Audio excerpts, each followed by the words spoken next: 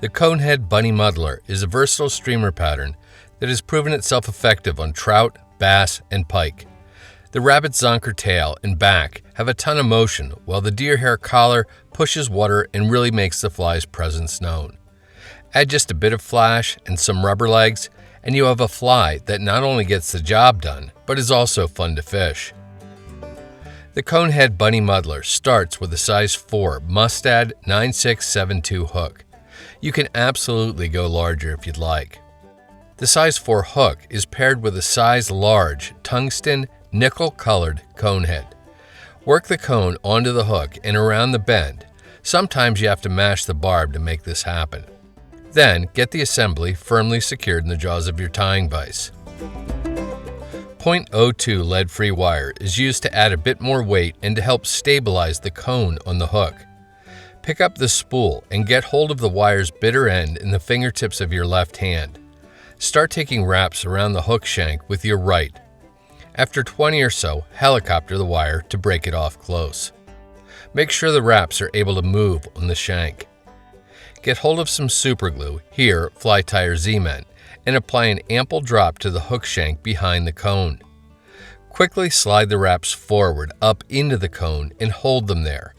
The pressure will cause the adhesive to set, locking everything in tight behind the hook eye. The tag end of the wire can then be easily wrapped without everything spinning on the shank. Because of the deer hair collar on the fly, I like to use gel spun 130 denier thread in white, but 140 denier regular nylon thread will also work just fine.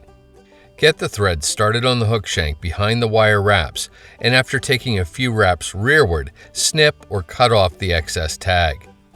Continue taking thread wraps to further anchor the wire. End with your thread behind the wire. Although not absolutely necessary, a drop of superglue applied to the wire and thread wraps at this point will further lock everything in place on the hook shank.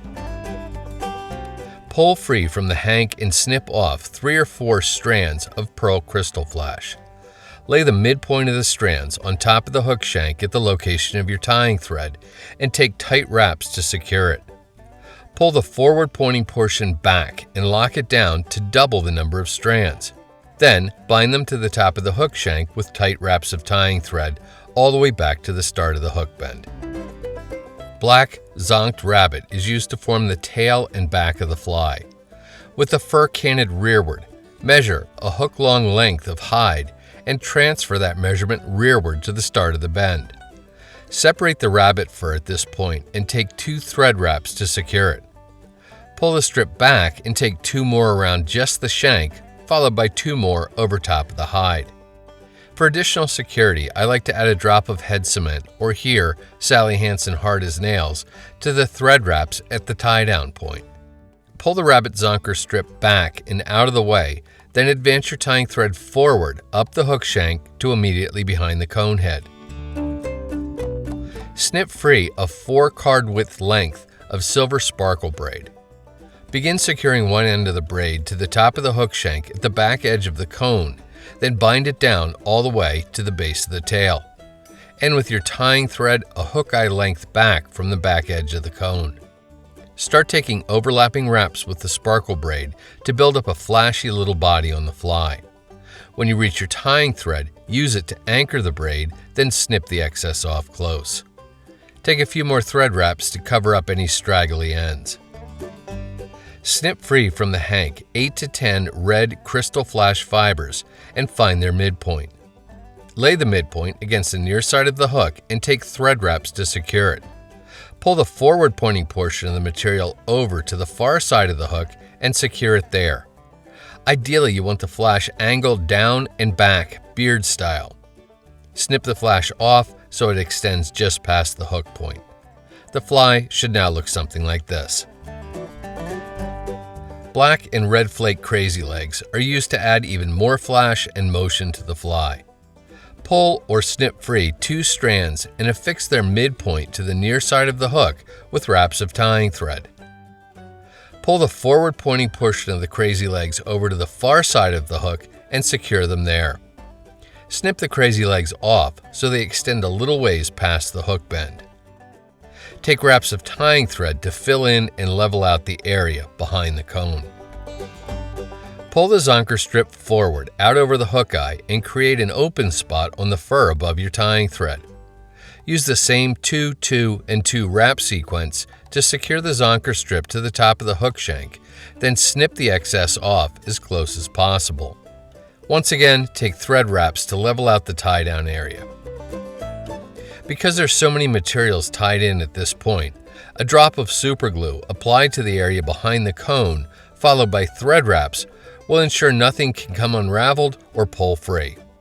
Here too, try to keep the space reasonably level.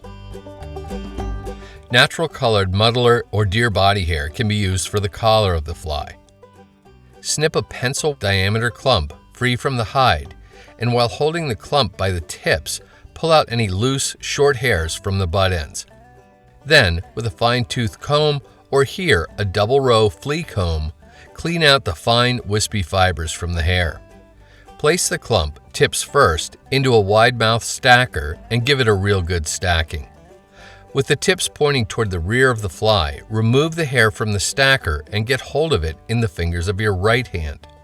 Measure so the hair tips extend rearward to about the hook barb. While keeping this measurement, pass the clump to the fingers of your left hand. This will allow you to trim the excess butt ends off square with just a little extending past your fingertips. Place the clump on top of the hook shank like so and take a thread wrap over top of it. While holding the clump in place, increase thread tension to anchor and flare the deer hair. Take thread wraps forward through the hair until you get to the back edge of the cone. Use the thumb of your right hand to spread the deer hair out on either side of the fly. Repeat the same deer hair prep as before, resulting in a similar clump. Measure this so it extends the same length rearward as the first. Here too, snip the excess butt ends off prior to tie-in. Place the ends on the underside of the hook and repeat the same tie-in procedure as before. If there are any areas that didn't quite get filled in, just repeat the same procedure with a smaller clump of hair to fill in that area. Once you have a nice full collar, work your tying thread up to the back edge of the cone where it should be held fairly snug. Because I'm using gel spun, I cut the thread off with a double-edged razor blade. A drop of head cement squirted down into the thread wraps within the cone will ensure they don't come unraveled, even without a whip finish. A fresh double-edged blade is my tool of choice for cleaning up the short butt ends of deer hair behind the cone. Go slowly, and if you see bare thread, stop trimming immediately. Once completely trimmed, the Conehead Bunny Muddler should look something like this. Whether swung or retrieved by stripping, this is one super effective streamer pattern.